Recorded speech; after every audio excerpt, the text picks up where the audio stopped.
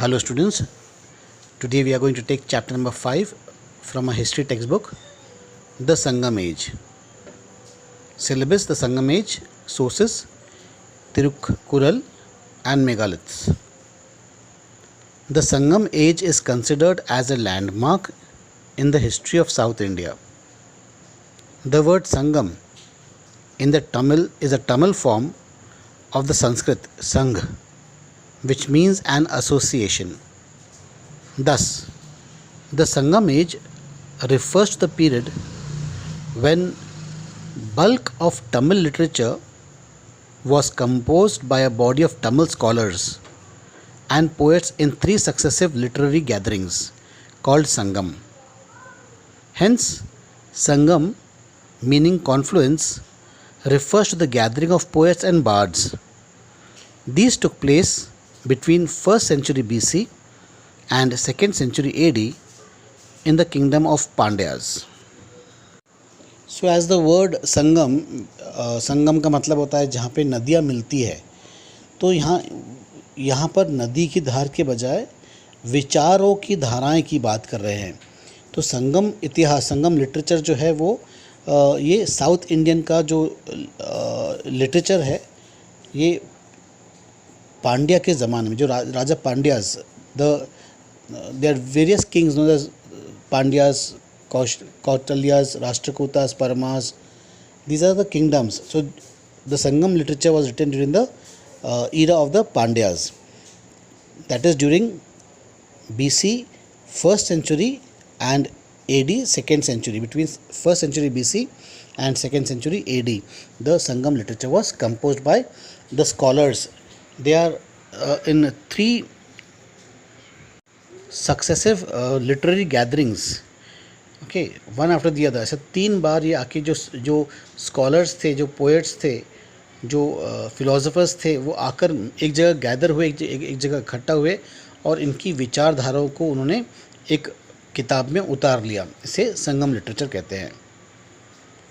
It is believed that the first Sangam was attended by gods and legendary sages, but all its works have perished. The second Sangam, attended by several poets, produced a large mass of literature, but only Tolkappiyam by Tolkappiyar, the oldest book of Tamil grammar, has survived. The third Sangam, attended by many poets, produced vast literature of which only a fraction has survived. It is this fraction which constitutes the extant body of Sangam literature. तो ऐसा माना जाता है कि जो संगम literature है, जो पहली बार जब संगम हुआ था तो उसमें देवी देवताओं का ये था, संगठन था. देवताओं के साथ में जो बहुत ही पहुँचे हुए महान पुरुष, जो बहुत ही पहुँचे हुए साधु, तपस्वी, उन लोगों का संगम हुआ. लेकिन इसका कुछ भी जो लिटरेचर है वो बचा नहीं, सबका सब तबाह हो गया. फिर दूसरा संगम भी साधु महात्माओं के साथ हुआ है, पोएट्स हुए, और यहाँ पर एक बहुत बड़ा लिटरेचर बनाया गया था, लेकिन उसमें से केवल टोलकाप्पियार के हाथों जो लिखा हुआ ग्रामर का जो बुक है, केवल वही बचा, बाकी पूरा का पूरा तबाह हो गया. फिर तीसरा संगम जब हुआ उसमें बहुत सारे पोएट्स आए थे और काफ़ी बड़े लिटरेचर है, ये बचा हुआ है. हाँ, it is this fraction which constitute the extent body of Sangam literature. ये हमारे लिए एक हिस्ट्री का सोर्स बन के रह गया. The 3 kingdoms of Cheras, Pandyas and Cholas were always at war with one another. Their wars and heroic deeds form the theme of Sangam literature. According to these descriptions, Cheharas had finally asserted their superiority over the other 2 kingdoms. तो उस ज़माने में 3 बड़े बड़े राजा थे, चेहरास, पांड्यास और चोलास. इनके बीच में आपस घमासान युद्ध हुआ करता था. तो इनके हीरोइज़म के बारे में, इनके बहादुरियों के बारे में इस लिटरेचर में काफ़ी कुछ लिखा गया है. ऐसा माना जाता है जो चेराज जो है, चेराज किंगडम जो था उन्होंने पांड्याज और चोलास को हराकर अपने आप को एक बड़े से राष्ट्र में तब्दील कर दिया। Sources. The primary sources of information about the Sangam age include the following. Tirukkural. It is one of the most celebrated works of the 18 million works of the Sangam literature by Tiruvallavar, Tamil poet and philosopher. Tirukkural or Kural is considered as a compound of teachings of Dharma Shastra and Arthashastra and the Kama Sutra. It comprises a series of brief metrical proverbs on many aspects of life and religion. It is a collection of Tamil couplets organized into 133 chapters. Each chapter has a specific subject ranging from plowing a piece of land to ruling a country. It preaches simplicity and truth throughout its verses. So Tirukkural is a compound teaching. Why it is called a compound teaching? Because it consists of Dharma Shastra, Arthashastra and Kama Sutra, the three different topics in one book itself. So it has a brief metrical proverbs on many aspects of life and religion. So the examples are given through proverbs, through muhavras and kahavats. It is a collection of Tamil couplets. Couplets, what the couplets means? It's written in verses of 2, and it is organized into 133 chapters. Each chapter has a specific subject. For example, right from how to plow a piece of land to how to rule a country, everything is mentioned in this book, and it preaches a simple life, life of simplicity, truth and honesty throughout its verses. The 133 chapters are grouped into three sections: Aram, righteousness; Porul, wealth; and Inbam o Kamam, pleasure, Kamam. While Aram and Inbam discuss about ethical living in private life, Porul deals with public affairs. Megaliths. These are huge stones found at most burial sites. A box-like structure was erected with a stone slab, resting on each other without any mortar. Mortar means any sort of cementing material. Sometimes there was an opening cut into one of the sides. These are also known as memorial stones. So these are graveyards, sort of stones laid down in the memory of someone. Okay, so one such megalith site has been discovered very close to Nagpur. In fact, the Gorewada Rescue Center, if you have seen Gorewada Rescue Center, there is a zoo over there. In the zoo, a megalith site has been recently discovered. If you have time and when the zoo opens, we can always go there and see this site. So these are memorial stone in honor of all those people who had died. Renowned historians Champa Lakshmi has identified the Sangam age with the last phase of the megalith culture in the Tamil region. She has further identified the megalith communities and the large agricultural settlements with the Velir chieftains and the Velal peasantry mentioned in the Sangam poems. She has substantiated her arguments by correlating the Velar settlements known from literature with the megalith sites of the far south. This includes a subsistence base consisting of agriculture, cattle rearing and fishing, the use of iron and a milieu in which warfare and weapons were important. Milieu is come from the aristocratic background. Milu means coming from an aristocratic background. So the megaliths are people who had a particular habit of laying memorial stones in the memory of the dead people, generally in a circle, and in the center there used to be a huge stone on which a box type slab, a box type stone would be kept without a cementing material known as mortars. So the renowned historian, her name was Champakala Champaka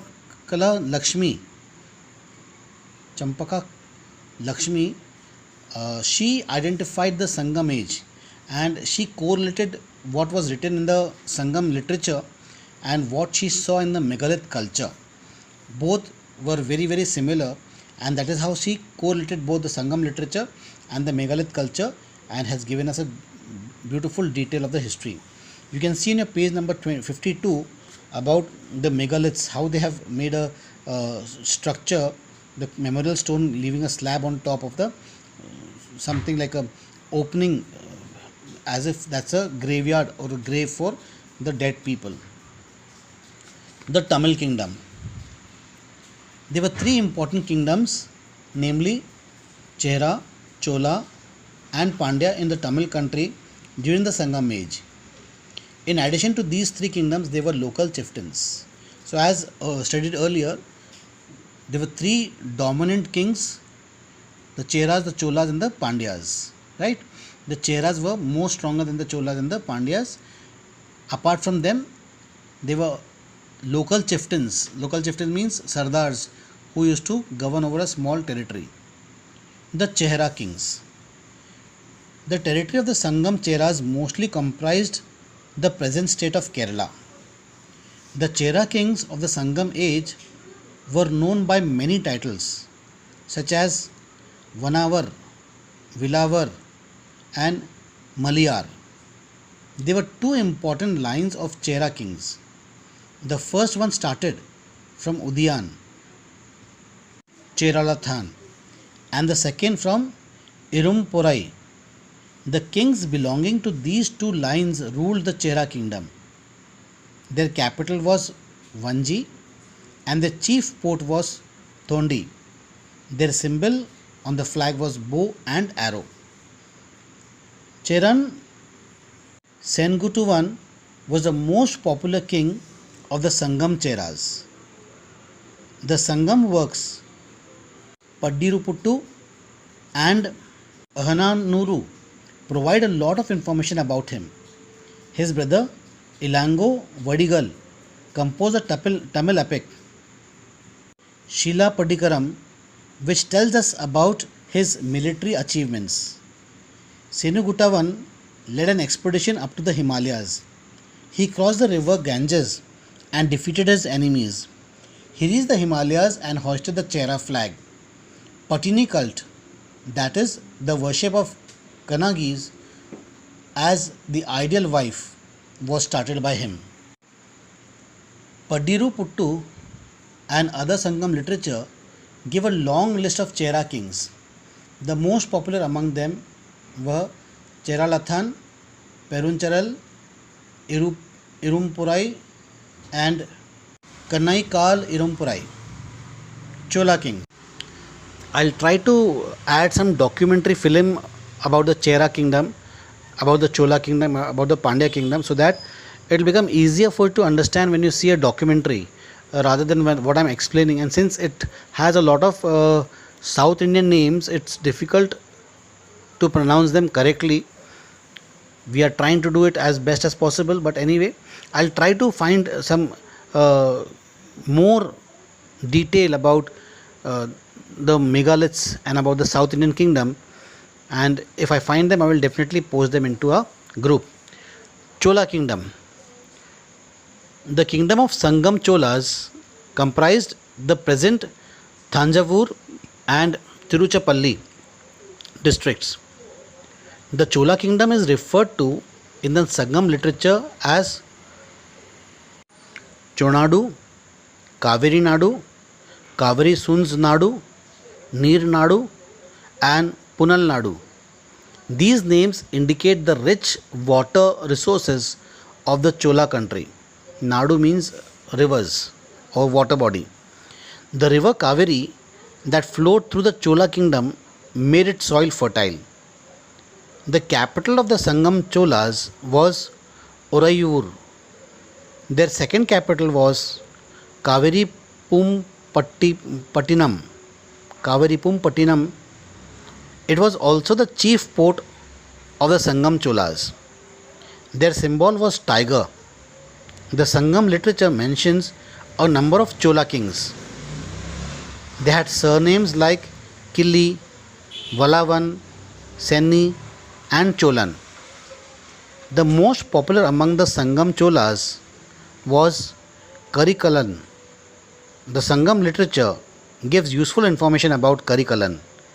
Even in his young age, he proved his extraordinary ability of settling the disputes in his kingdom. He was a great warrior. He defeated Cheras and the Pandyas king at Veni. In another battle, Karikalan defeated a confederacy of 9 princes. He extended his kingdom beyond Kanchipuram. Karikalan had become popular for the development activities in his kingdom. He had encouraged the growth of agriculture as well as of commerce. He had built the dam called Kalanai across the river Kaveri. Its water was used for irrigation. Karikalan had fortified the port city Kaviripum or Puhar and made it his capital, which flourished as a great center for trade. Merchants from foreign countries visited Puhar. Karikalan was generous towards Tamil poets and patronized them. Pandyan Kingdom. The extent of the Pandyan Kingdom during the Sangam age comprised the present districts of Madurai, Tirunelveli, and Ramanathapuram. The Pandya kings were known as Maran, Valudhi, and Chezian. Their capital was Madurai and the chief port was Korkai. The symbol was fish. The Pandyan kings earned names and fame for their patronage to the Tamil Sangam. It came to be said that the capital Madurai had remained the capital of Tamil language and literature. The Sangam literature provides a long list of Pandya kings. Some of them had become popular. Mudukudumi Peruvashthi performed many sacrifices to celebrate his victories. Aryappa D. Kayadanatha Nedun Chelian was a famous Pandyan ruler. He gave death sentence to the hero of Salyappa Dikaram Kovalan by mistake. Another important ruler was Thaliya Langanathu Nedun Chezian. He defeated the combined forces of Chera, Chola and the other local chieftains at a place called Thalia Langanam. He patronized a number of Tamil poets including Mangudi, Maruthanar.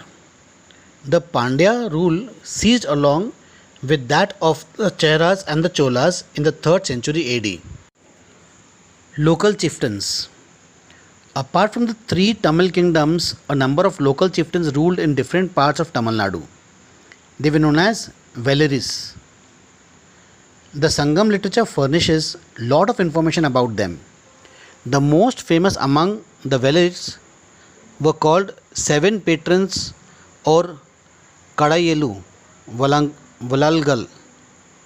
They were Pari, Ori, Malayan, Elini, Pagan, Ay and Nali.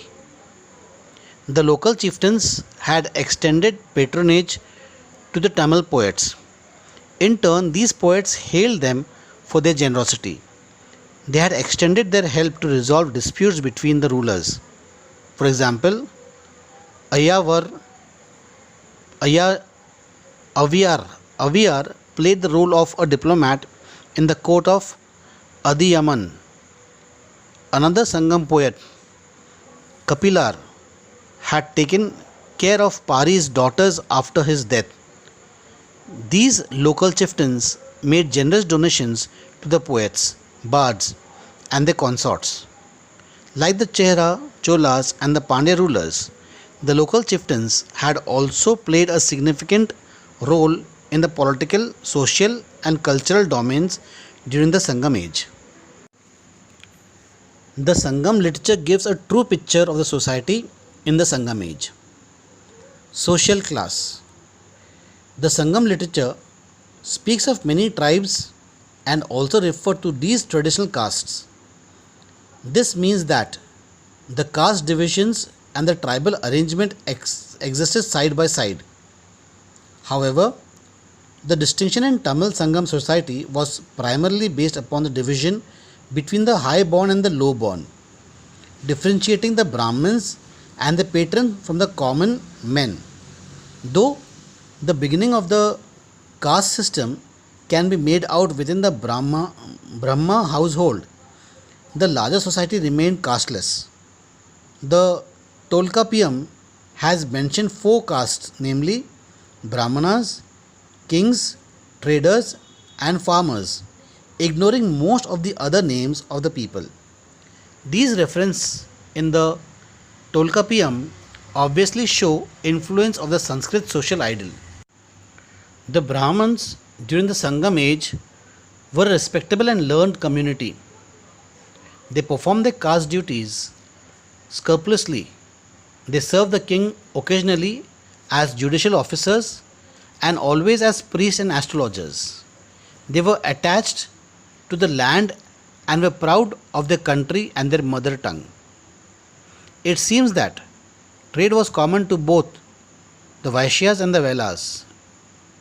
The Vaishyas were assigned the duties of learning, performing sacrifice, making gifts, agriculture, protection of cows, and trade.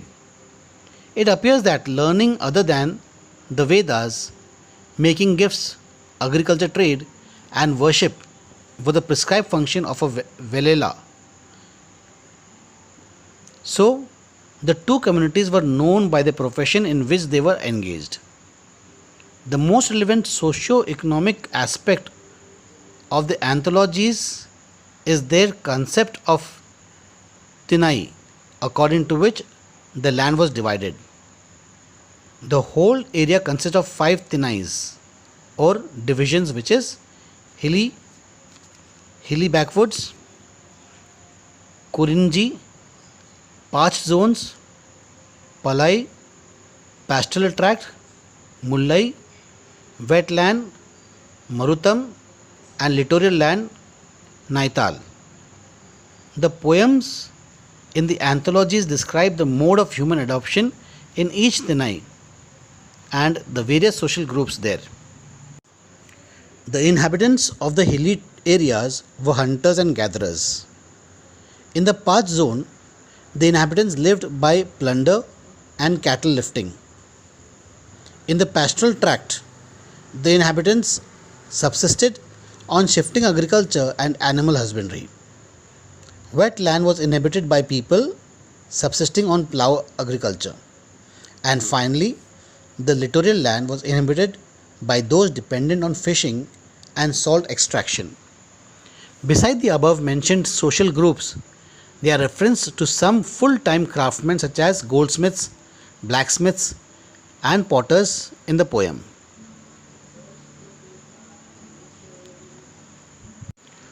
Food and dresses. Grain, meat, and fish form the chief articles of food, with vegetable, milk, and milk products.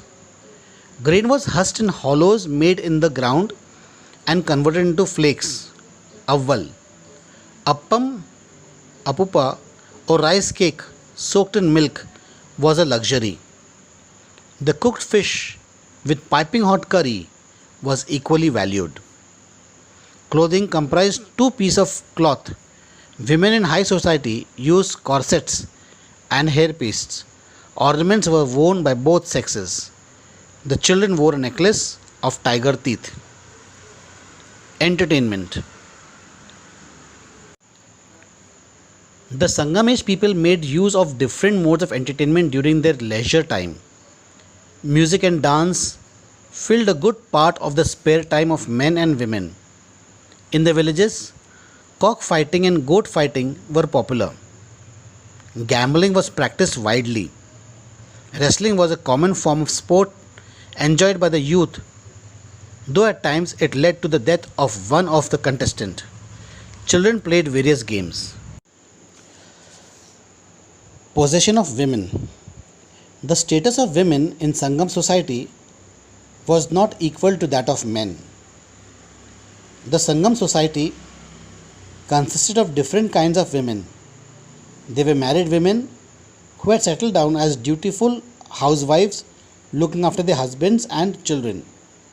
Their female aesthetics belonging to the Buddhist or Jain tradition like Kaundi Adigal and Mani Megalai. There was a large number of courtesans. However, women enjoyed freedom of movement in society, and the number of women poets of the age is a proof that women were provided with good education.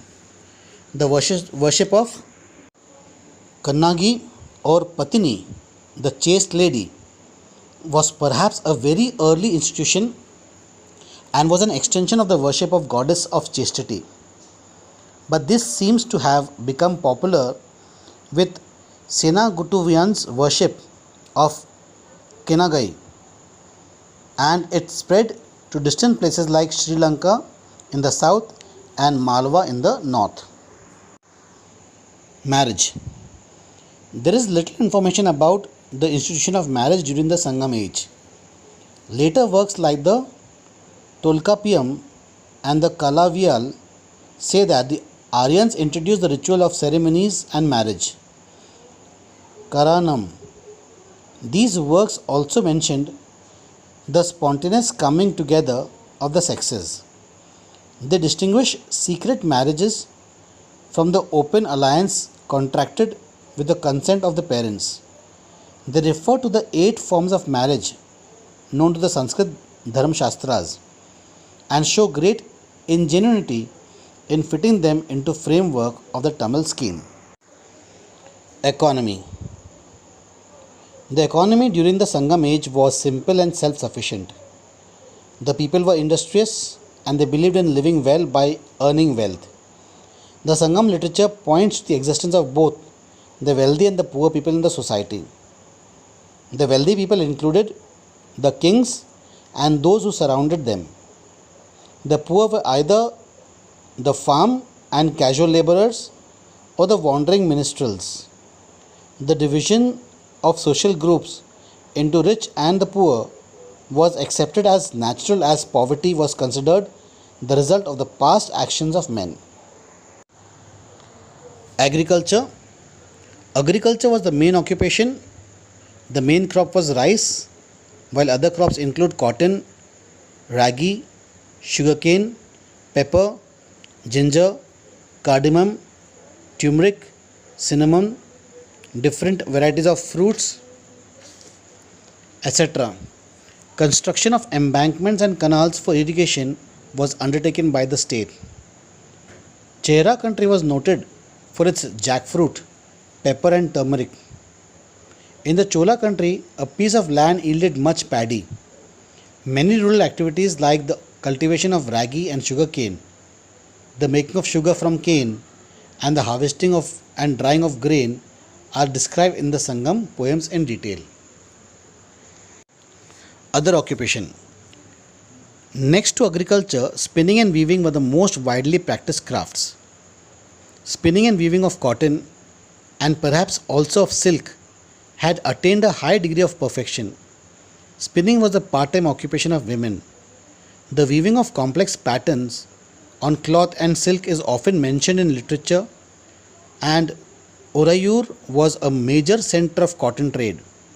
The poems mention cotton cloth as thin as the skin of the snake or as a cloud of steam, so finely woven that the eye could not follow the course of the thread. Scissors and needles were known. In addition to cotton and silk, Cloth made of wood fiber was also used by the priestly class. Dyeing was a widespread auxiliary industry to weaving. Ancillary industry to weaving. Shipbuilding, metalworking, carpentry, rope making, ornament making, tanning, and making of ivory products were widely practiced. Trade. The Sangam literature is full of details regarding the commercial activities of the people.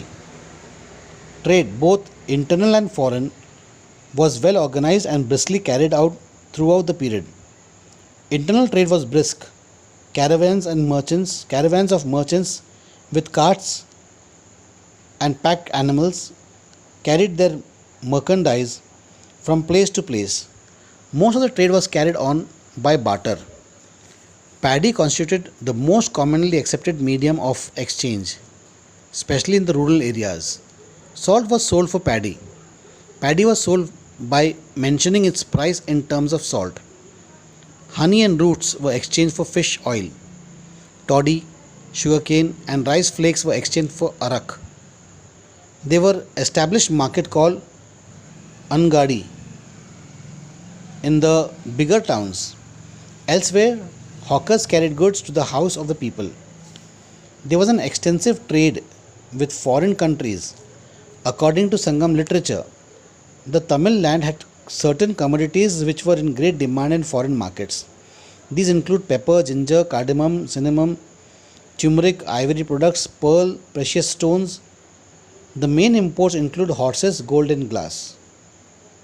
The port cities were the center of foreign trade. Big ships entered the port of Puhar, bringing in precious merchandise from overseas. The family of rich merchants lived on the upper floor, while the lower ones were set apart for businesses. Seliyur in the Pandya country and Bandar in Chehra are counted among the most important ports in the poems. The periplus of the Red Sea that describes navigation and trade of the Roman Empire gives information on the trade between India and the Roman Empire. It mentions the ports of Naura, Kannanur, Tindus, identified with Punani, and Muziris, Kranganur, as of leading importance on the western coast.